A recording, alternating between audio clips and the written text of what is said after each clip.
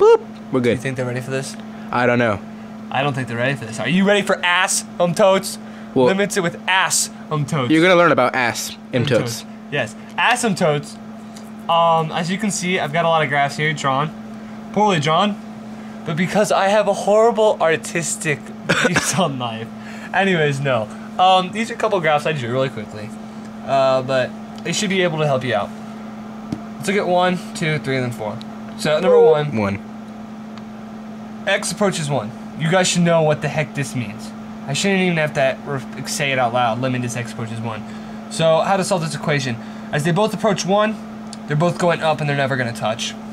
And they're never gonna stop going up. Because we have a vertical asymptote here, as you can plainly see. What is the answer? It is infinity. Infinity. Woohoo! Got it right. Sideways 8. Okay. Yeah, sideways 8. Number 2.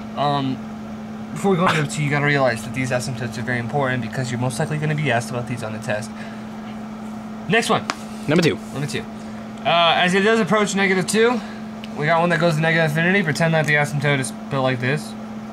We don't have rulers, so Yeah, we don't have rulers, so I'm not doing this too well. we're poor. Yeah. Anyways, well, he is. But anyways, it goes down to negative infinity, but you can't say either one. So as we put before, what is it, Jesse? Denis. Denis. Although you could say in this situation, the limit as x approaches -2 from the left, you could say It's negative infinity. would be negative infinity.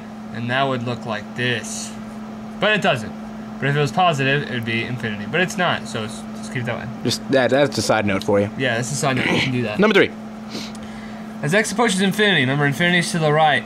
This is one of the ones I was talking about in the end where most of the time, or this is a rare occasion where it approaches infinity and it just keeps going on and on and on in an infinity's direction. Well, if you look at this one, it has that little Nike check mark that comes with like hyperbolas and stupid stuff, like ones that are like divided, like blah blah blah blah blah blah. And that equals Infinity. Infinitar. My authority. Just like Cartman. So now we got another good one. Number 4. South Park. Whoop, my bad. As the limit as x approaches infinity, you've got this one going like this, and there's an asymptote at 1.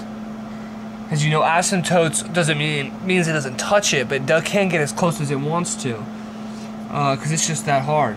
But as you can see, as the limit approaches infinity, it's going to get closer and closer and closer to 1.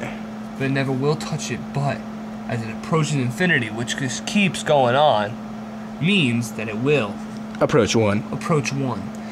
But if that was negative infinity, it's just like this one right over here. It's going to go to Negative infinity.